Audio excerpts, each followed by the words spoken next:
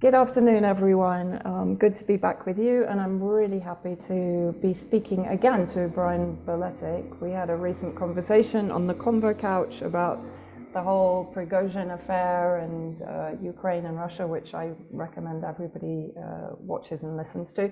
I am on a suspension on Twitter after challenging the latest BBC mockumentary on the Captagon production in Syria, but as soon as I can, I will get this interview uploaded to YouTube. Brian, welcome. Thank you so much for having me back. Oh, no, you're welcome. It's always absolutely enlightening and fascinating talking to you. I love it. Brian, today what I wanted to do was to basically just have a discussion about the military situation in Syria. Obviously, I'm here on the ground, but to bring in your military expertise in trying to kind of explain how everything works from a military and international law and a respect between allies perspective, because we were talking about this on Convo Couch, that people, particularly on social media, but also Telegram accounts and so on, have a very kind of video game perspective of war, and they don't understand the complexities that are involved in the strategy, the forward thinking, particularly in the case of Syria. And I'd like to particularly address the alliance between Russia and Syria, because a lot of people are always sort of bombarding me with, you know, why doesn't Russia do more? Why doesn't Russia intercept Israeli missiles? Why doesn't Russia? From your perspective, how do you initially see the partnership or the alliance between Syria and Russia? It's extremely important, and Russia, along with Iran, they have played a key role in preserving Syria as a nation state. Otherwise, the United States would have dismembered Syria just like they've dismembered Libya. And this all started in 2011, and a lot of people have to look back at the history of this particular conflict to understand it in full. So we're looking at where it is right now, which is sort of a frozen state, but it's, I think there's a little bit of a thaw taking place, and it is in Syria's favor, Syria and Russia's favor. And why is that? That is because this long game that Syria, Russia, and Iran have been playing all along. Mm-hmm. If we go all the way back to 2011, the United States was attempting to do a regime change operation in Damascus. It didn't work. They then moved on to proxy war and then eventually direct military intervention. They occupy eastern Syria. To this day, there are U.S. military forces occupying bases that they have illegally built in eastern Syria. We've heard U.S. policymakers admit that they're squatting on Syrian oil and food production, specifically as leverage to get the outcome that they want, or at least at this point, a more favorable outcome. So I think the idea of regime change is off the table now for the United States. And also, if we look at the history of this conflict, when Russia first intervened at the invitation of the Syrian government, it was very dangerous. You had Russian warplanes, US warplanes, Russian troops, US troops, all on the ground, over the battlefield. There was a lot of close calls. And then there were also actual armed conflict, at least between NATO and Russia. Turkey, being a NATO member, actually shot down a Russian warplane, and then the militants that Turkey was backing as their role in supporting the US proxy war ambushed the Russian rescue crew trying to recover the pilot. And at that time, just as you're saying, at that time, people were saying, why doesn't Russia bomb Ankara? Why don't they, start flattening Turkish forces? Because Turkey is also illegally occupying parts of Syria. Why don't they do that? And it's like a chess game. Anyone that has played chess understands that sometimes the most obvious move is not necessarily the best move. You need to be thinking several moves ahead, and you have to not just think several moves ahead in one particular scenario, but multiple scenarios, which is why being good at chess is very difficult, or why playing against a really good computer is difficult, because the computer can sort out all of those scenarios instantly, and you have to imagine all of them. So that is what Russia and Syria and Iran are doing geopolitically. It's not just about the military facts on the ground. There's also all the geopolitical considerations that go along with it. If Russia overreacted then, the progress that they've made with Turkey now would not have been possible. And the patience that Russia is exhibiting now, still regarding Turkey and also Israel, is part of this long-term strategy, thinking ahead of a point in time where the United States has weakened even further, both in the region and globally, and an opportunity to actually repair relations between all of these countries rather than overreacting now.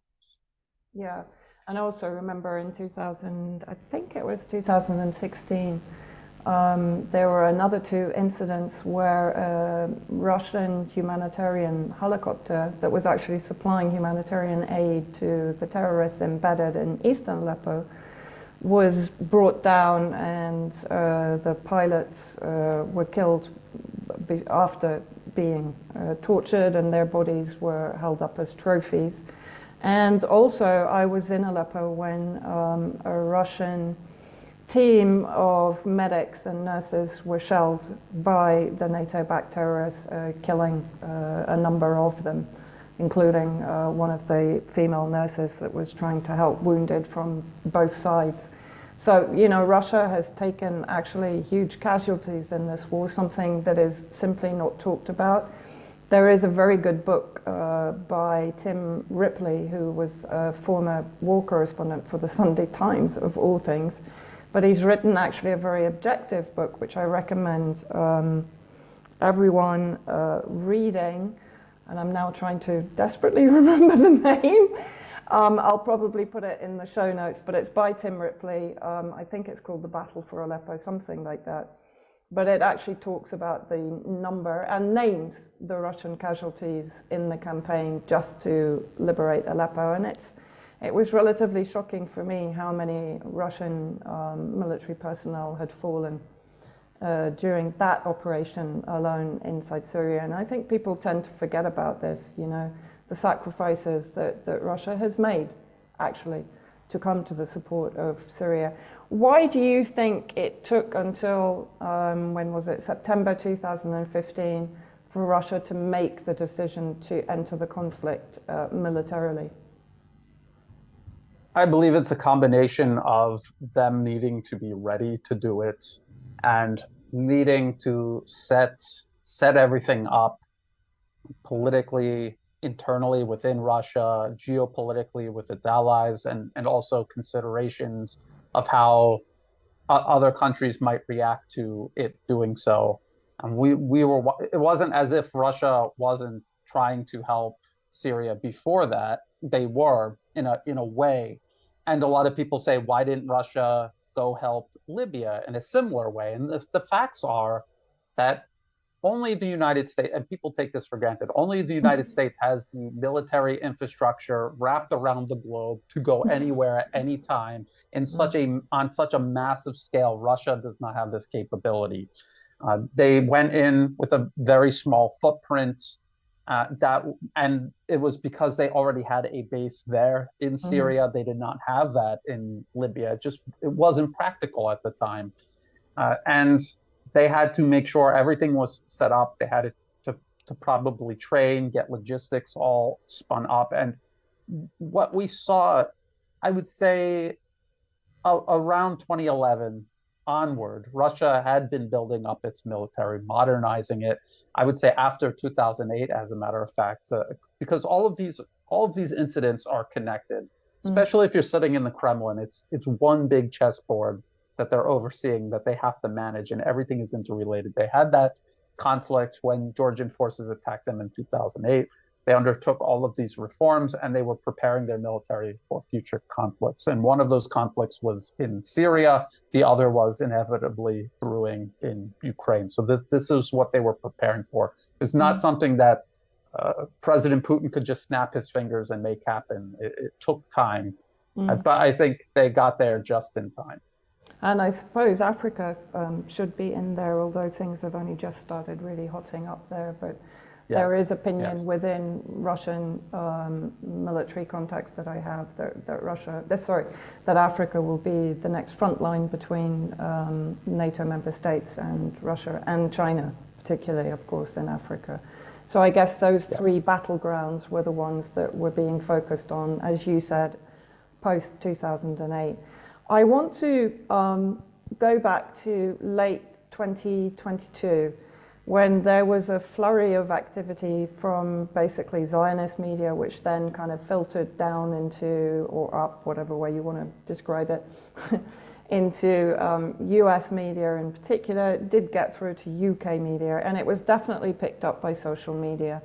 That basically the story from outlets like Kyiv Post and so on, and Kiev Independent, obviously partisan to Zelensky and the Ukrainian Nazi-infested forces, that Russia had basically withdrawn one of its S-300 batteries from close to Mesyav to the Black Sea because they were running out of ammunition. I'm not even going to give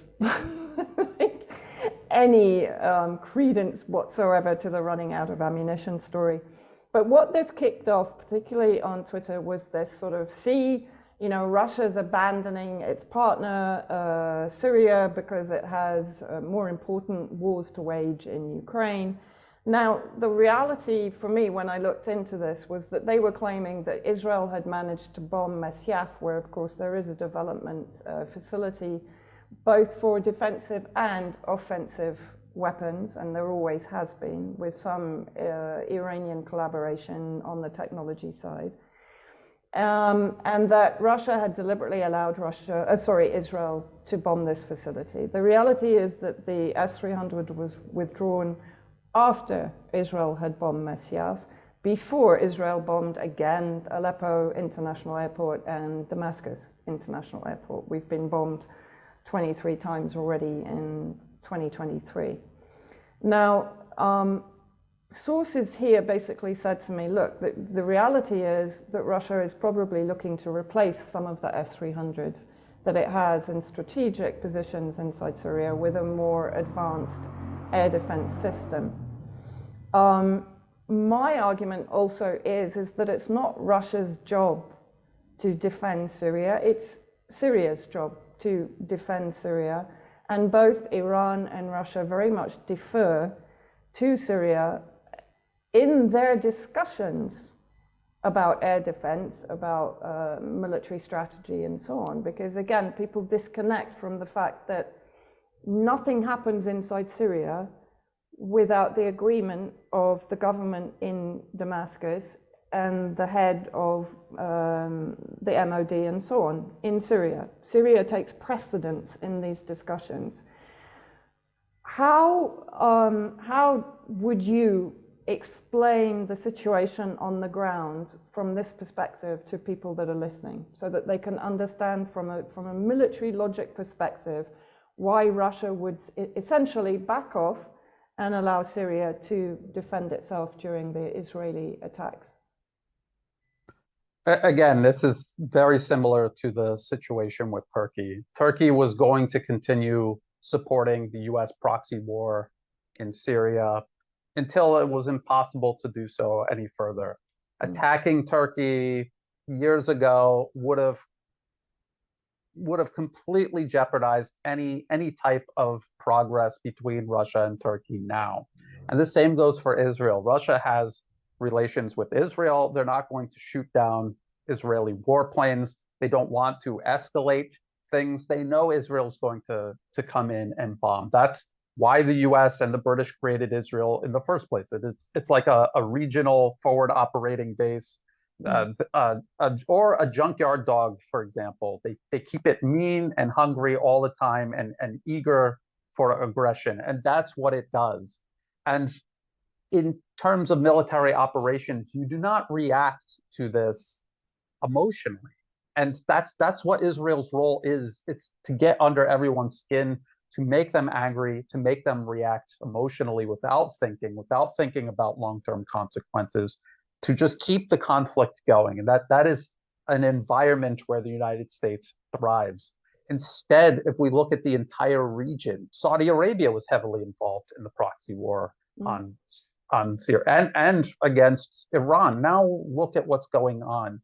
If Iran at any point in time before China moved in and reconciled these differences between the two countries, if they overreacted at any time, that breakthrough would not have been possible. And the same, people don't imagine that it's possible, but it will happen with Israel eventually. As the United States fades from the region, absolutely every US proxy, including Israel, is going to have to come to the realization that they're not going to get away with this behavior. They're not going to have the backing of the United States. They're not going to be, this behavior is not going to be profitable for them any longer. So there's more than one way to change things on a battlefield. Yes, you can do it through direct military action. You could also do it economically and geopolitically around and above the battlefield. And that is exactly what Russia, Syria, and Iran, they're all working together on this. Nobody enjoys watching Israel come in and strike these targets and kill people. But it is an unfortunate reality of the situation right now. Just as you were mentioning, Russia itself suffering heavy losses as it tried to stabilize Syria and at least freeze the proxy war, if not end it. It's a step-by-step process. It's not something that's going to happen overnight. Like you said, this is not, people have this Hollywood mentality where everything is wrapped up nice and neat in about an hour and a half, maybe 2 hours if it's a long movie.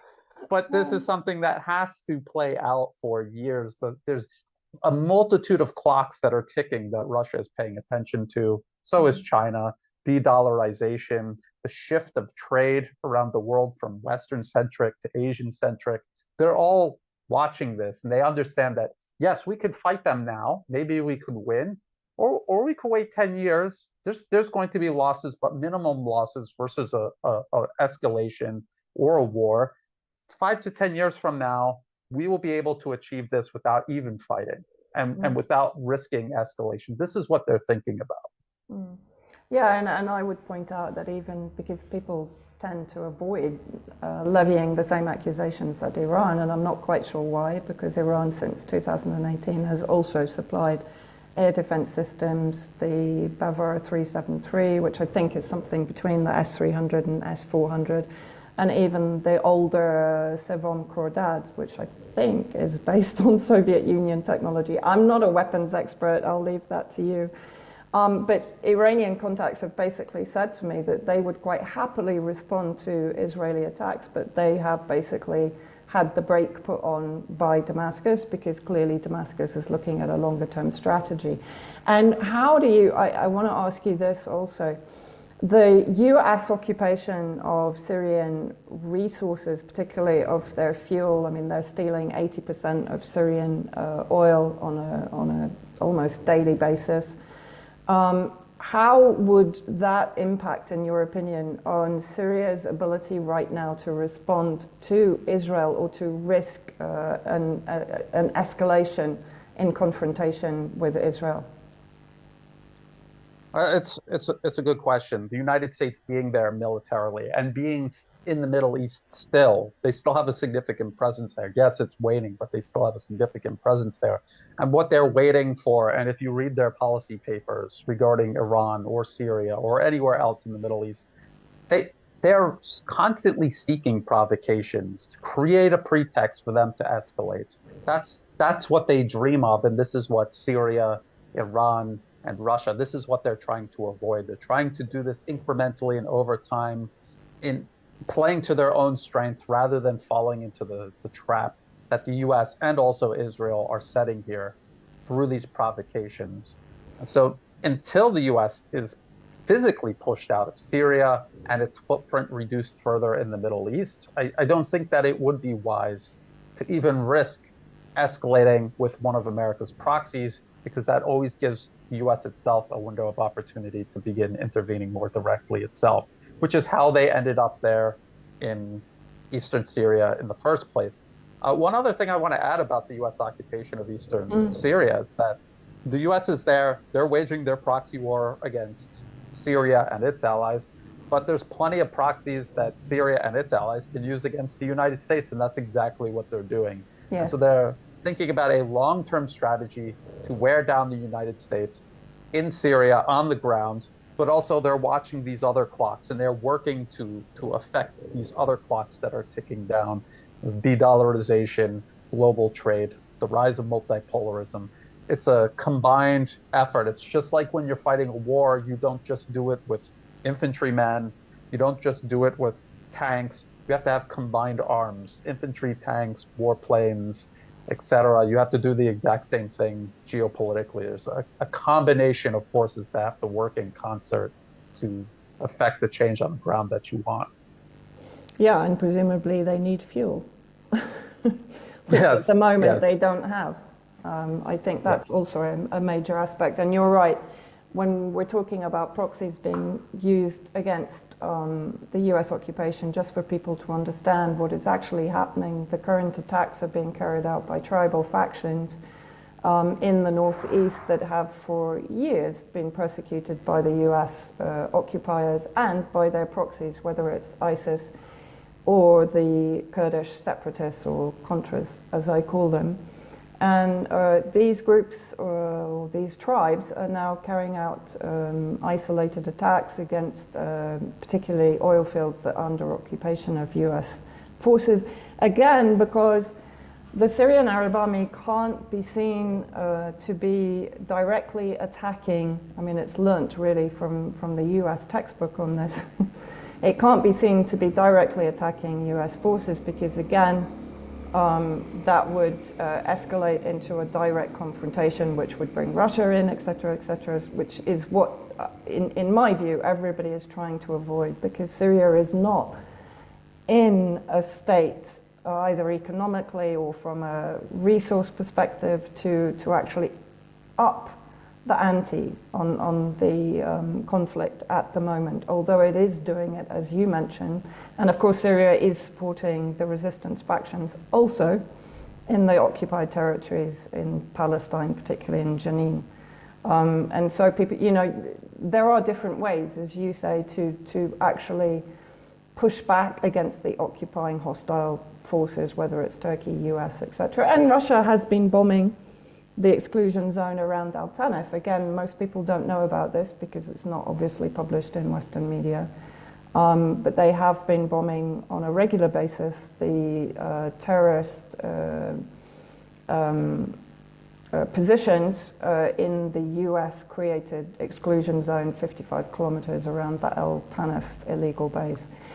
We know that the US is increasing its footprint in Anbar in Iraq. We know that it's recently built a new, or rather it's reconstructed a military base in central Syria, and it creates a direct line from the Euphrates to Al Tanf to Anbar, because Anbar, of course, in Iraq is just to the east of Al Tanf illegal base. What do you think potentially is the US thinking in doing this, also increasing footprint in Jordan, military footprint? It's a continuation of the pattern that they've been following since the proxy war began. This is all still aimed at Syria, which is why people shouldn't think that Syria is out of the woods yet, so to speak. They aren't, which is why everyone has to be so careful. Yes, their position in eastern Syria is tenuous. Yes, conditions in Iraq can change and make their position there tenuous as well. This is why everyone involved is being very careful, doing things incrementally and doing it across a full spectrum, not just focused on the military end of matters, but also geopolitically, economically, in terms of infrastructure, absolutely everything. Another thing that Russia has been doing is harassing these US drones, and Yeah, yes. I don't know if it's funny or tragic. Harassing. I think the word Watching the harassing. United States Yes, the U.S. complaining about their illegal occupation of Syria, their drones illegally flying in Syrian airspace, being quote unquote harassed by. I mean, they're lucky that they don't just shoot them down. But Yeah. this is Russia testing the boundaries, reestablish because this is what the United States always did when they were in a position of strength. They would establish these lines, they would test them, and they would expand them. Now it's Russia doing this, but it's a very slow process. People have to understand that in matters of war and geopolitics, patience is paramount. We look at who is most successful in this game, Russia and China, and look at how patient they both are. China is even more patient than Russia, and Russia is extremely patient. I mean, they think in years. China is thinking in decades and maybe even beyond that. Yeah, I mean, exactly. And when you look at, as you mentioned, you know, the military war has to a large degree stagnated. Until now, there has not been a great deal of military action in the northwest in Idlib, but of course that just kicked off prior to the Prigozhin affair. There is a build-up of Russian and Syrian troops to the north and to the northeast, actually, west of the Euphrates, and they've been carrying out live fire exercises, which they do fairly regularly, but of course right now it has a little bit more importance about it. And the tribal factions, as I've mentioned, are carrying out guerrilla warfare against the US occupiers in the northeast. So from a military perspective, with everything that's going on the ground, and to a large degree unresolved military issues on the ground, presumably to start a new front with Israel in the south would be effectively suicide to some degree for Syria, wouldn't it? Yes, exactly. And that's what people have to remember. Israel is doing this for a reason. And when you really, yes, they're destroying infrastructure, they're killing people. That you don't want to see that happening. But at the same time, in the grand scheme of things, are they going to change anything at all on the ground with what they're doing? The answer is no. Look at what they did to Lebanon in 2006, the bombing campaign that they undertook there. They still lost that conflict. They're going to lose this conflict unless, of course, Syria takes the bait, falls into the trap head first, and allows it to close on their neck, which they're not doing. Very clearly, they're not doing.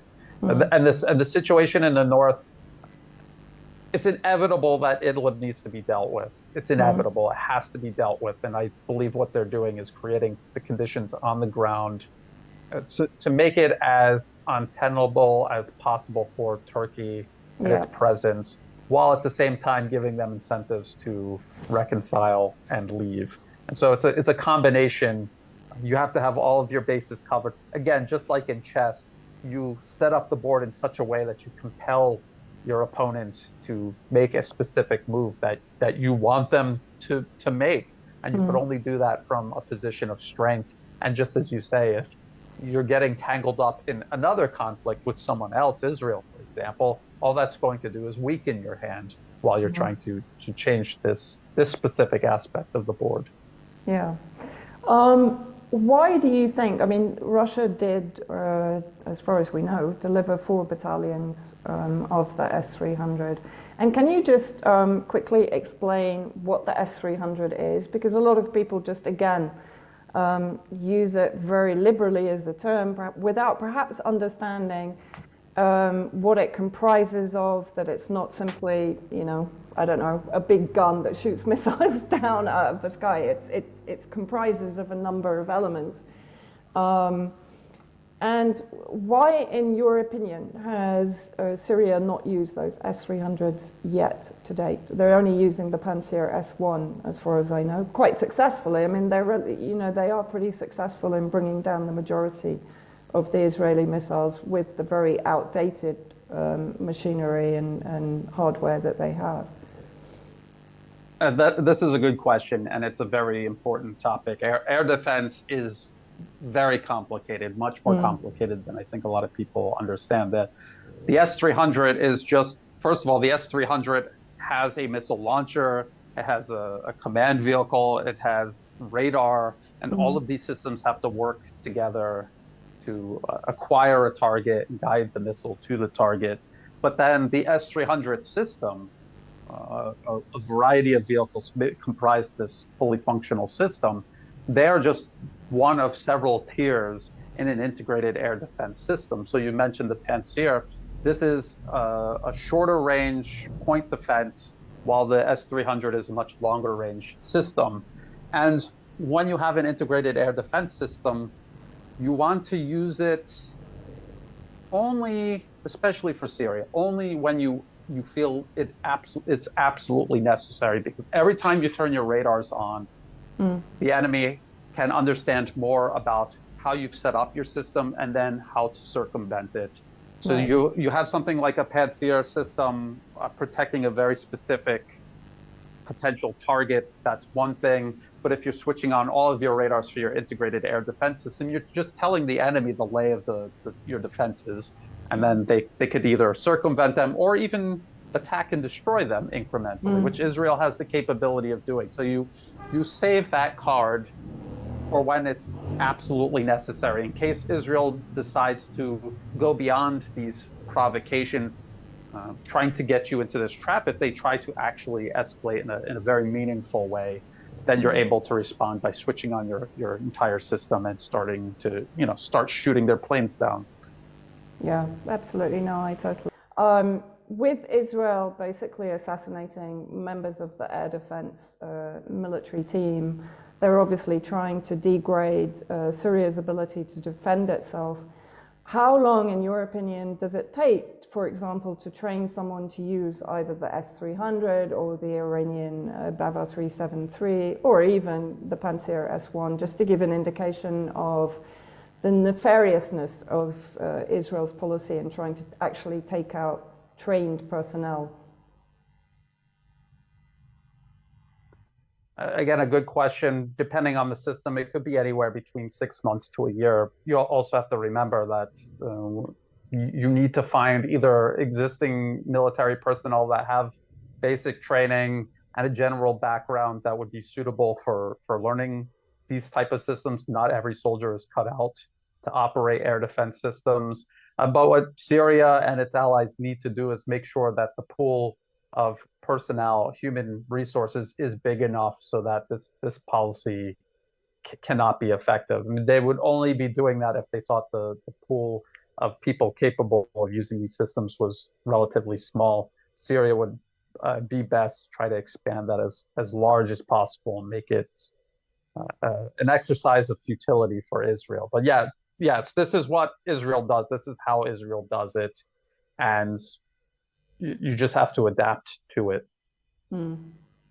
Just coming back, I just want to come back to, because we've mentioned a few times Turkey and Erdogan, and certainly before the elections, which Erdogan won, there was a sort of degree in increase on pressure on Erdogan pre-election to try and get him to withdraw all military forces from Syria, including, of course, the terrorist factions that he supports and his own military that are providing military support, but also surveillance support for those terrorist groups in the north and northwest.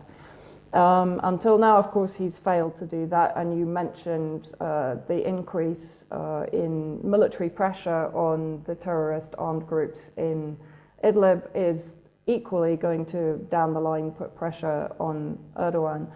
To what extent do you think, with the recent kind of, I guess, flipping by Erdogan against Russia, even the deals that he's doing and the discussions he's having with Ukraine? Of course, we always have to remember Turkey is a NATO member state. To what degree is Russia going to pressurize Turkey, or is it going to try to maintain this diplomatic dialogue, as it always does, of course, as it is still doing, even with regards to Ukraine?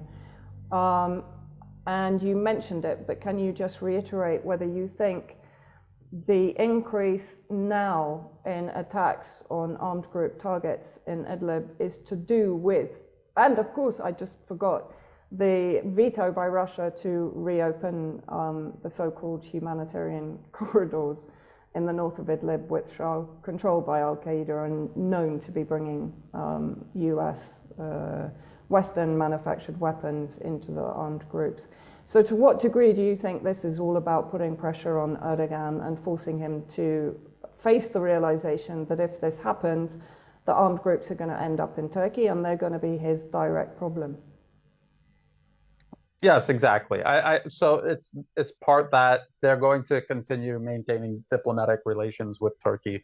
A lot of the things that they did recently, things that they did recently are more or less irrelevant. Yes, politically, it could be perceived as humiliating. These Azov commanders, for example, being allowed to travel back to Ukraine.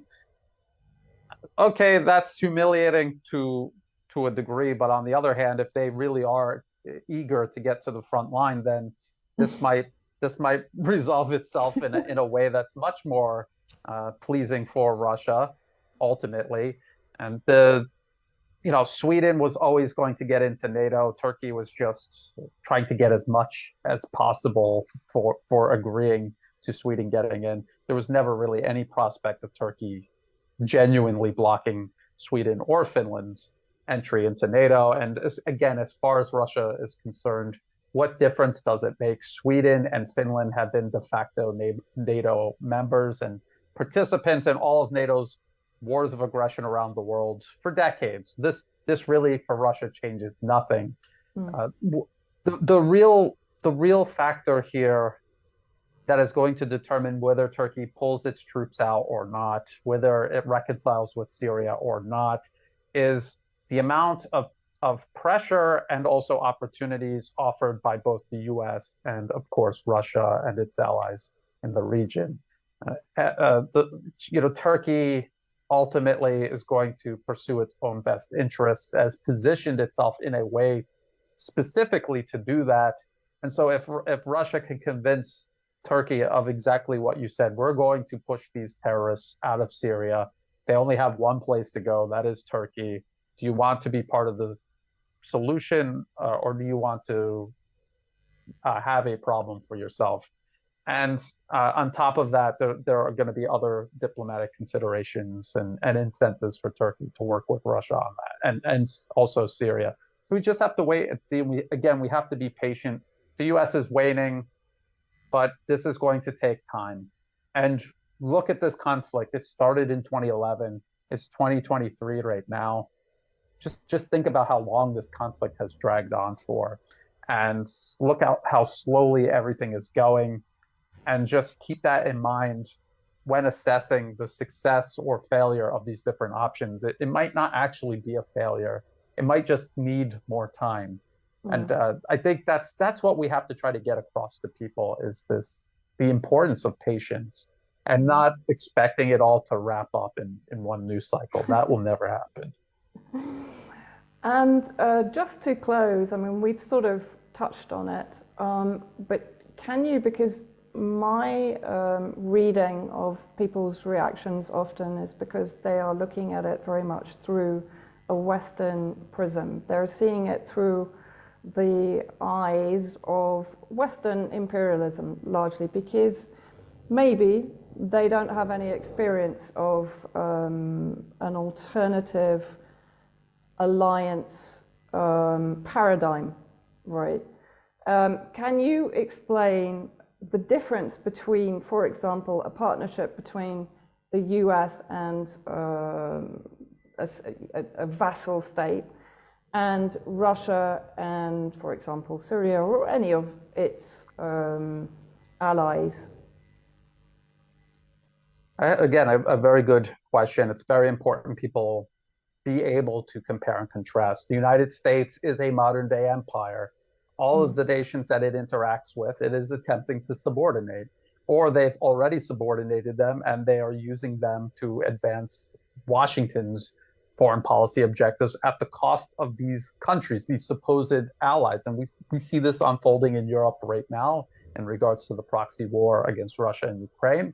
Look at how Europe is destroying its economy. These aren't decisions that they're making because they think that that's in their best interest. It's because Europe as a whole, because of the European Union bureaucracy, it's been politically captured by the United States. And the same goes for Turkey, to a certain extent, Israel, Saudi Arabia, all of these countries that were working with the United States all along. That is the situation that they're in. The US puts in client regimes or encourages client regimes to take power that are comfortable with this arrangement, even though everyone else is suffering. Russia, on the other hand, China also, they are genuinely invested in multipolarism. They believe in the primacy of national sovereignty. They want other nations to respect, and they are sensitive regarding their sovereignty, and they will respect the sovereignty of other nations. They are there to help Syria. They're not there to tell Syria what to do. They're not using Syria to advance their own foreign policy objectives at the cost of Syria. They understand that if Syria falls, that's one step closer that this modern day empire will be to encircling and containing Russia. They're very aware of that.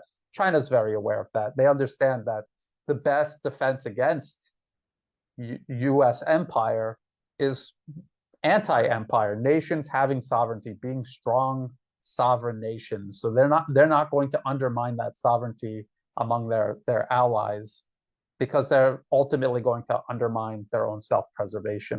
And so people need to keep that in mind. Russia is not telling Syria what to do. Syria is not telling Russia what to do. They're cooperating. They have common interests that they're trying to advance. They understand the danger. If one of them goes, the other goes. They understand all of this, and this is what is being put into the calculations when they're coming up with policies.